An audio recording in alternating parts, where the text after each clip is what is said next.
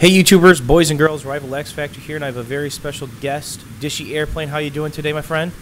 I'm pretty good, excited, honestly. Don't get your hopes up because I am terra bad, and what I'm referring to is I'm in a jet, he's in a jet, and he's a phenomenal pilot. He does his own YouTube videos, tutorials, so please check his channel out because this guy is the master of the air domain. And I'm going to be going over a couple basics, so you guys get to struggle with me, laugh at me, or have a little fun with us because I will crash quite a bit. And right now we're learning how to mow grass with jets.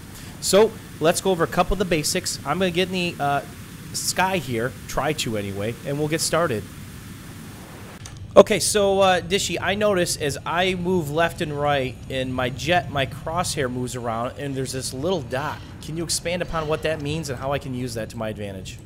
Alright, so now the dot is where your bullet will actually land when you fire it. Okay. Right, and your crosshair is basically showing you your velocity. Okay. So if you want to leap on a goddamn jet in front of you, you have to put that crosshair in front of your enemy. Okay. And you'll notice that the dot that is actually in the middle, yep, that will stay right on the enemy jet. Okay. Now, you know, obviously it's just basic physics. It takes that much time to reach that point. So that is how you basically hit your enemy in a jet. So it's using that in combination to get on the jet, right? Kind of like I'm doing now, kind of far away. Yeah. And lead the jet. And then, of course, the dot is what you're going to want on that jet based on your velocity. I never knew that. Yeah, exactly. Okay, Dishy, so one of the things that you've told me, amongst others that I've seen, is there's a secret combination to turning. Can you tell me the factors that go into that? All right, so the secret turning speed that you're talking about is supposed to be from 300 to 315. Okay. And your speed indicator in your cockpit is on the top left. Okay, mine's going basically from 290 to 315 right there. If you guys are watching, that's kind of towards the sun. And the top right one, which is not really necessary to know, just for the knowledge base, the top right one is your altitude indicator. Okay. Now, the secret to maintaining that speed, what I do is I, jerk my afterburners and my brake on half a second's gap. Okay. Right, now, if you're behind me, I'll just show you. This is what I do. And any second now, you're going to lose me. Yep, going. See, and in about 2 or 3 seconds, I'll be right behind you, and there I am, right behind you. Okay. So what you basically did is, I'm going to go to third person here, is you literally monitor that speed between 300 315, and you control it by using a combination of brake and afterburner. Yeah, on half a second's gap. Yep. I'm actually doing not a horrible job right now, but probably not a great job. Okay. But then yes, there's a side note that I want to add to this is it all depends on the situation of your aircraft. If your aircraft is just too slow, you gotta use your afterburners for probably 1 second or 1 second or 2 seconds. Okay. It completely depends upon your aircraft, and you have to literally get the feel of your aircraft. Okay, got it. Now talk to me about yaw turning, because I've noticed that you make these really pretty turns. You don't wobble a lot in the air. I wobble a ton. Tell me about that. I'm behind you now, so. All right, so the yaw motion is this, if you can see me. Yep, your ass is wagging back and forth like a happy dog. Yeah, so this is what you call your yaw motion. Right now, the why yaw motion is necessary is because when you're like this, literally 90 degrees towards the ground. Yep. Right, most people when they turn, they go, up or down like this. They literally wobble their aircrafts. Okay. Are you following me? Yep, I'm following you.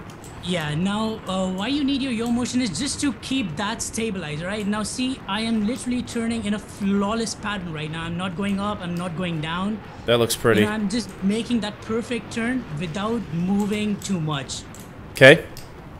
So and what that does is, sorry to interrupt you. Nope, go ahead. But what that does is, that actually reduces your turn radius, which gives you the tightest turn possible. Which is basically the key to flying in the sky, right? Because if you can outturn someone, you're probably, after a set given seconds or a minute, get behind somebody and kill them, correctly?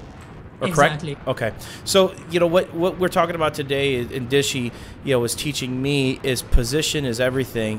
And able to get that position, it comes down to turning. Can you outturn the other guy, and can you counter him properly? All right, so these are two things I'm going to need to work on because, as you can see, I'm trying this technique now, I'm starting to get a little bit, keep it between 300 and 315 with the half a second gaps.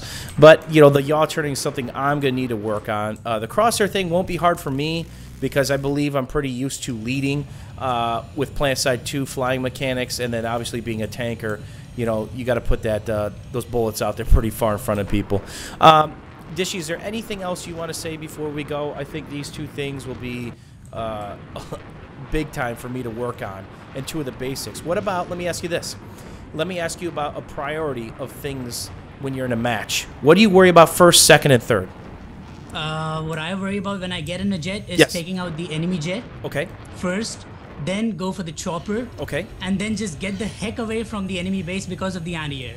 Okay. So what you're gonna do is you're gonna hit the anti-air.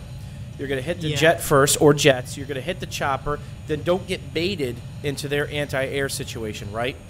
Yeah, exactly. But only if you have a wingman take on the anti-air. Okay, because it takes 2 rounds of your rocket pods to take him down. So if you got 2 jets, that's 1 pass if everyone hits.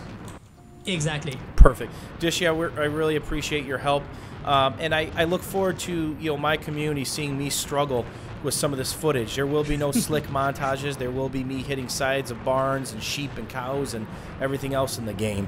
So, Dishy, thanks for your help. I really appreciate it. Guys, don't forget to check out his channel. This guy is the guru of jet piloting. Thanks again, buddy.